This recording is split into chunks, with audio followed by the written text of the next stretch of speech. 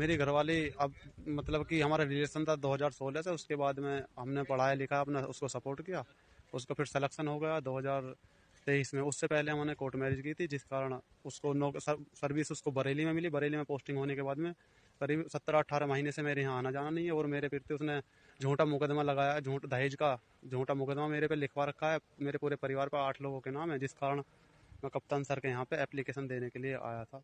मिली कामयाबी तो रिश्ते भूल गए वो, जैसे तारों को जमीन का एहसास न रहा। दिल में दर्द, आंखों में आंसू और होठों पर झूठी मुस्कान के साथ यादों के अनगिनत किस्से लेकर एसपी ऑफिस पहुंचे गुलशन कुमार युवक शायद शायरी की इन्हीं 2 लाइनों के माध्यम से अपने दर्द भरे रिश्ते की दास्तां को सुनाने और बताने की कोशिश कर रहा है। गुलशन ने बताया कि 2016 में जिस लड़की से उसने प्रेम किया और कोर्ट मैरिज कर उसे अपनी पत्नी बनाया, आज वही पत्नी बेवफाई की सारी हदें पार कर रही है। गुलशन ने बताया कि उसने अपनी पत्नी को अपने ही परिवार से लड़ झगड़ कर उसे घर की बंदिशों से दूर रखते हुए 4 दीवारी से बाहर निकालकर पढ़ने लिखने की आजादी दी।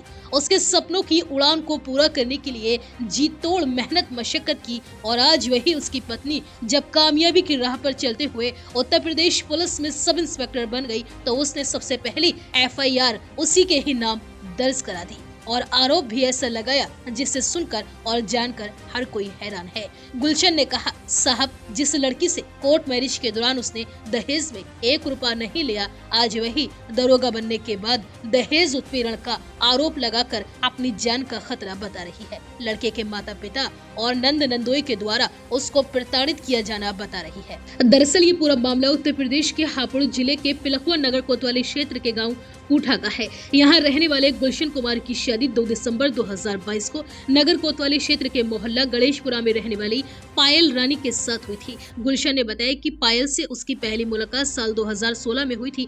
दोनों एक दूसरे को बहुत अच्छी तरह से जानने पहचानने लगे थे। 2021 में उसने पायल के साथ कोर्ट मैरिज कर ली और बाद में 2022 में सामाजिक रीति रिवाज के साथ शादी रचाई। गुलशन ने बताया कि शादी में पायल से उसने किसी तरह का कोई दहेज नहीं लिया, बल्कि उसने अपनी खुद की मेहनत की कमाई से पायल को पढ़ा लिखा कर सब इंस्पेक्टर बनाने में मदद की। 2023 में पायल का सिलेक्शन उत्तर प्रदेश पुलिस में सब इंस्पेक्टर के पद पर हो गया और ट्रेनिंग के बाद उसकी तैनाती बरेली में हो गई। गुलशन ने बताया कि सब इंस्पेक्टर बनने के बाद पायल के तेवर धीरे धीरे बदलने शुरू हो गए। इंस्पेक्टर बनने के बाद पहले वह घर भी आती थी या फिर वह खुद उससे मिलने के लिए बरेली जाता था, लेकिन अब पायल ने घर आना तो दूर, उससे मिलना भी बंद कर दिया है। गुलशन ने बताया कि पायल ने सब इंस्पेक्टर बनने के बाद उल्टा उसके और उसके परिवार वालों के खिलाफ ही पहली एफआईआर दर्ज करा दी। वहीं दूसरी ओर पायल रानी का आरोप है कि गुलशन से शादी करने के समय उसके पिता ने हैसियत के अनुसार उसे दहेज दिया, सोने चांदी का सामान दिया, करीब 10 लाख रुपए शादी में खर्च किए थे। इसके बावजूद भी गुलशन और उसके परिवार वाले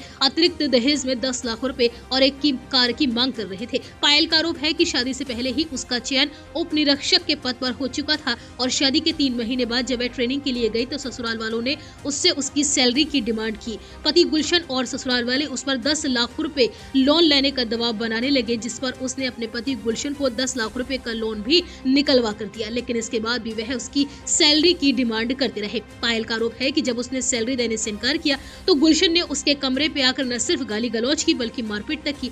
ससुराल जाने पर गुलशन और उसके परिवार वाले उसके साथ मारपीट करने लगे और चेहरे पर तेजाब डालकर जलाने और जान से मारने की भी धमकी दे रहे थे। गुलशन उसे बार बार चरित्रहीन भी कह रहा था, जिससे उसकी नौकरी भी चली जाएगी। वहीं इन सब बातों से परेशान होकर पायल ने गुलशन और उसके माता पिता और नंद नंदोई के खिलाफ एफआईआर दर्ज करा दी। फिलहाल एसपी हापुड़ ज्ञानंजय सिंह ने गुलशन की दर्द भरी दास्तां सुनकर उसे कानून पर विश्वास रखते हुए पूर्ण न्याय देने का भरोसा दिलाया है। एसपी का कहना है कि इस पूरे मामले की निष्पक्ष जांच कर कार्यवाही की जाएगी।